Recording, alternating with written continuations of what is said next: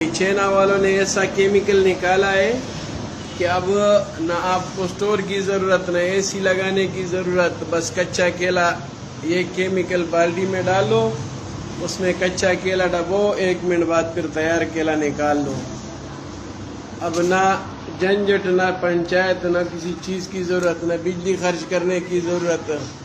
बस डायरेक्ट केला ले आओ, बाल्टी में कच्चा डालो और 1 मिनट में तैयार करके निकालो। ये है इसका कारीगर हमारा सरदार सिकंदर साहब, जो इसने ये केमिकल अभी लाया हुआ है और ये तजुर्बा कर रहा है।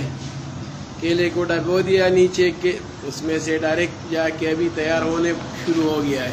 हल्का हल्का पीला हो गया, हल्का हल्का पीला शुरू हो गया। अब ये 1 मिनट में जब निकालेगा तो 1 मिनट में ये तैयार हो जाएगा। अभी 1 मिनट ही नहीं लगेगा इसको तैयार होने में। ये पहले से इसने तैयार करके रखे हुए हैं 2-3, ये कच्चा पड़ा हुआ है और ये तैयार केला पड़ा हुआ है। ये बाल्टी में लगा लेता है, 1 मिनट में बस निकाल के फिर बाहर रख देता है। अब स्टोर बनाने की ज़रूरत नहीं है, एसी लगाने की भी ज़रूरत नहीं है। बस इसको एक डुबकी दे दो और निकालो बाहर। ये 1 मिनट में तैयार। लो जी, तैयार हो गया। चाइना जिंदाबाद।